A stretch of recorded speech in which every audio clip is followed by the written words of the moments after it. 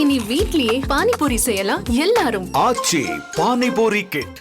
பத்திரிகையாளர் திரு துரை கருணா நம்மோடு தொலைபேசி வாயிலாக இணைந்திருக்கிறார். சார் வணக்கம். மாநிலங்களவை தேர்தல் தேதி அறிவிக்கப்பட்டிருக்கிறது. 6 இடங்களுக்கு தேர்தல். நீங்க உங்களுடைய கணிப்பு என்ன? இப்போ 4 இடங்கள் திமுகனா யார் யாருக்கு வழங்கப்படுவதற்கான வாய்ப்பு இருக்கு? ரகு சொன்னாரு, இப்போ அதிமுக அந்த 2 இடங்கள் அது யாருக்கு, எந்த கட்சிக்கு அவங்க கொடுக்குறாங்க அப்படின்றத வச்சுதான் 2026 அசம்பிளி எலெக்ஷனுடைய பார்கெயின் எல்லாம் நடைபெறும், அதுக்கான சமிக்கையெல்லாம் இருக்கு அப்படின்னு சொன்னாரு. உங்களுடைய பார்வை என்ன?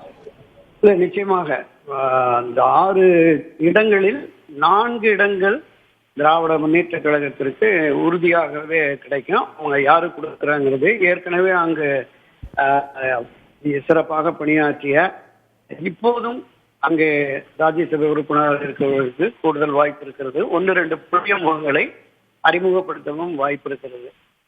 அண்ணா திராவிட முன்னேற்ற கழகத்தை பொறுத்தவரை இந்த 2 இடங்களை பெறுவதற்கு அங்கேயே பல மூத்த முன்னணியினர் கட்சியிலேயே நான் நீ என்று போட்டி போட்டுக் கொண்டிருக்கிறார்கள். உதாரணத்திற்கு நம்ம அன்வர் ராஜா, வைகை செல்வன், கோகுலேந்திரா, ஜெயக்குமார், இப்படி பலருமே இதற்கான ரேஸ்ல முன்னணியில இருக்கிறார்கள்.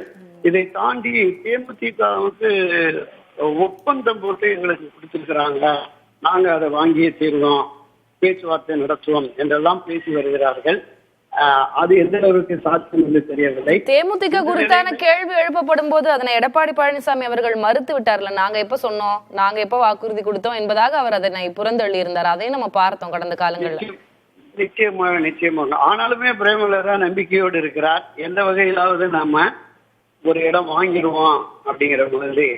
இப்ப பரவலாக ஒரு தொகுதிக்கு 1500 ஓட்டு 234 தொகுதியிலும் தேமுதிகவுக்கு இருக்கிறது. ஒரு நிரூபிக்கப்பட்ட வாக்கு வங்கி என்பது இப்போது விஜயகாந்த் இருக்கிற போது இந்த அளவுக்கு இல்லை என்றாலும் கூட ஒரு கணிசமான வாக்குகளை அந்தந்த பகுதிகளில், குறிப்பாக அவர்கள் சார்ந்த அந்த சமுதாயம் இருக்கிற நாயுடு சமுதாயம், விஜயகாந்தை நேசிக்கிற ரசிகர்கள், முன்னாள் ரசிகர்கள், இன்றைய நிர்வாகிகள் என்று ஒரு கணிசமான அளவுக்கு வாக்குகள் இருப்பதால் அதையுமே கவனத்தில் கொள்வார்கள் அப்படின்னு தான் நான் பார்க்கிறேன். இதை தாண்டி புதிதாக பாட்டாளி மக்கள் கட்சி சார்பில் அந்த முயற்சி இருக்கு. ஏன்னா அவங்க சட்டமன்றத்தில் 5 எம்எல்ஏக்கள் இருக்கிறாங்க.